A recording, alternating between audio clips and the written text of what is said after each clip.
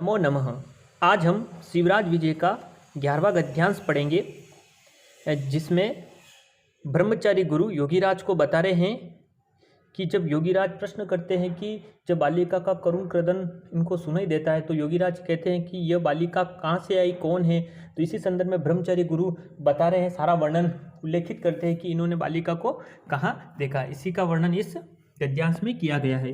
मैं गद्यांश का वाचन करता हूँ, आप उसको ध्यान से सुनिए।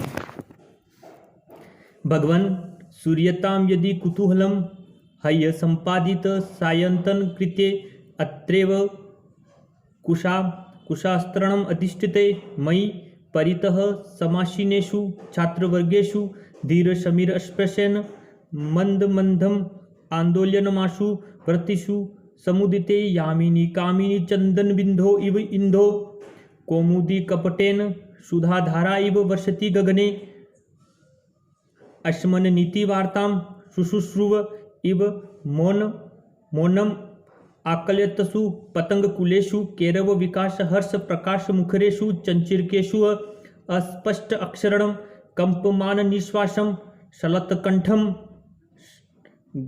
घगरितस्वनम चित्कार मात्रम दीनतामयम अत्यवधान श्रव्यत्वात् अनुमितित विस्तृतम क्रंदनम अशोषम। क्या कह रहे हैं?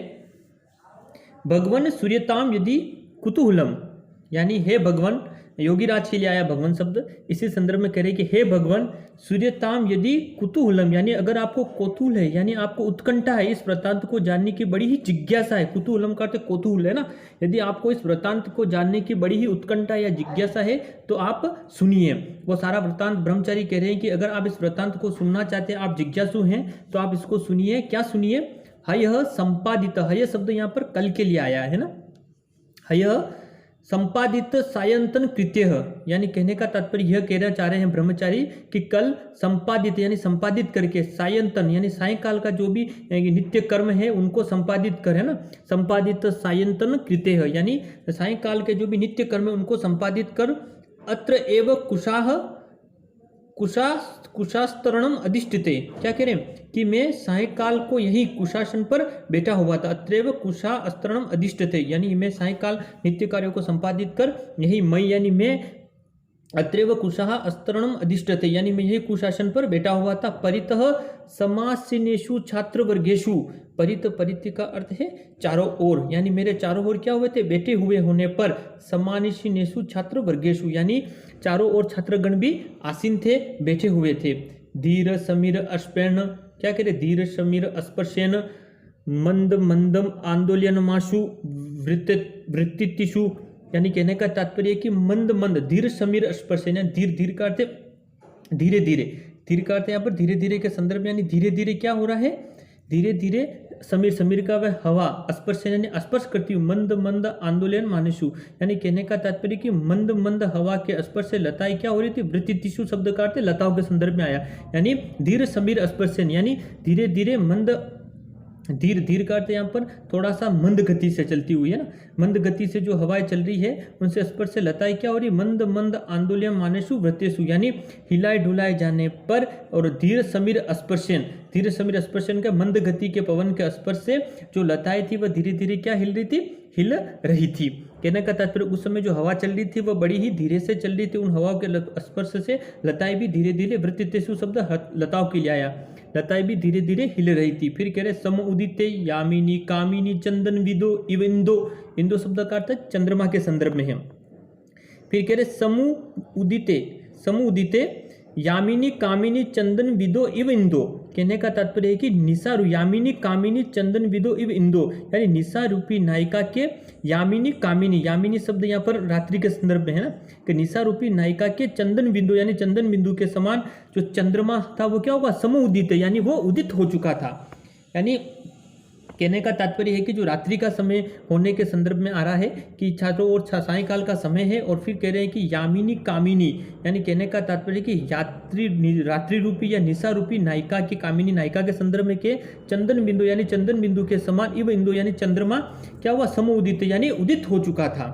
फिर कह रहे कौमुदी कपटेन सुधाधारा इव वसति गगने, यानी कौमुदी कपटेन कहने का तात्पर्य है कि सुधा धारा अमृत की धारा, वसति गगने यानी गगन की धारा में क्या हो रहा था, कौमुदी कपटेन यानी आकाश में चांदनी के बहाने मानो अमृत की धारा की वर्षा कर रहा था। कहने का तात्पर्य कि जो चंद्रमा हो वो ऐसा लग रहा था कि अपनी चंद्रमा की किरणों के धारा से वो क्या कर रहा है, आकाश में चांदनी सी बरसात कर रहा है, चांदनी की धारा की वर्षा कर रहा है। कि इसीलिए कह रहे हैं कि कौमुदीन कपटेन सुधा धारा एवं वर्षति गगने, यानी आकाश में चांदनी के बहानों माने वो चंद्रमा अमृत की धारा की वर्षा कर रहा था। फिर कह रहे हैं अस्मिन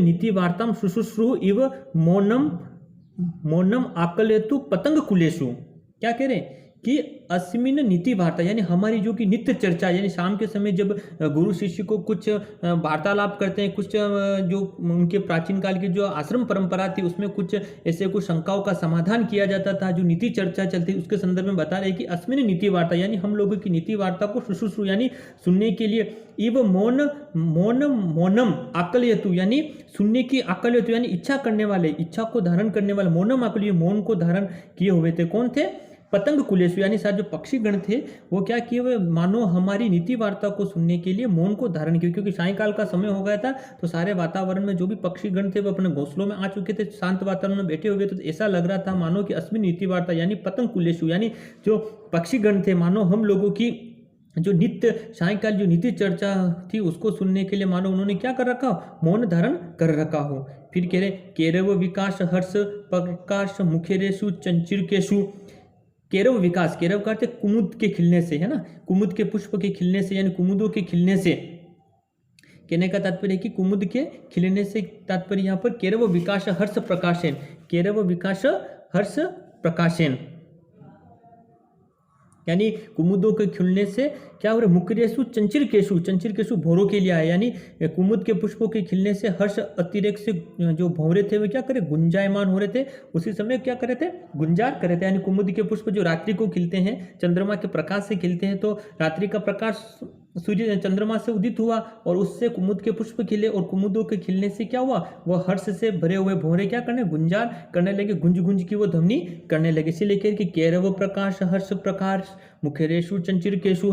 फिर कह रहे अस्पष्ट अक्षरम कंपमान निश्वासम, अस्पष्ट है ना, अस्पष्ट यानी बिना अस्पष्ट अक्षरों वाला, यानी स्पष्ट उच्चारण नहीं सुनाई दे रहा ऐसा, कंपमान यानी कंपित यानी प्रकंपित, निश्वास यानी श्वास का बड़े ही श्वास प्रश्वास की क्रिया को किया हुआ, सलत कंठम यानी अवरुद्ध कंठ वाला, फिर गगरित स्वनम यानी गगर ध्वनि वाला, चित्कार मात्रम यानी चित्कारमय, चित्कार जैसी आवाज वाला, और दीनतामयम यानी दीनता से पूर्ण। और फिर बता रहे अत्य अवधान श्रव्यत्वात् अनुमिदित अविष्टम क्रंदनम अश्रोश्रम। कह रहे हैं कि फिर क्या हुआ, अत्य अवधान यानी बड़ी ही सावधानी से सुनाई पड़ने के कारण, श्रव्यत्वात् है ना, अत्य अवधान यानी बड़ी ही सावधानी से, श्रव्यत्वात् यानी सुनाई पड़ने से, अनुमोदित अवस्थितम यानी उसके बहुत दूरी से होने का अनुमान था ऐसा, क्रंदनम अश्रोश्रम यानी ऐसा करुण क्रंदन हमने सुना, यानी ऐसा करुण क्रंदन हमें सुनाई दिया। कहने का तात्पर्य है कि जो ब्रह्मचारी गुरी ये सारा वार्तालाप बता रहे किस तरह से हमने उस बालिका के करुण क्रंदन को सुना। सायंकाल का समय था, हमारे चारों ओर ऋषिगण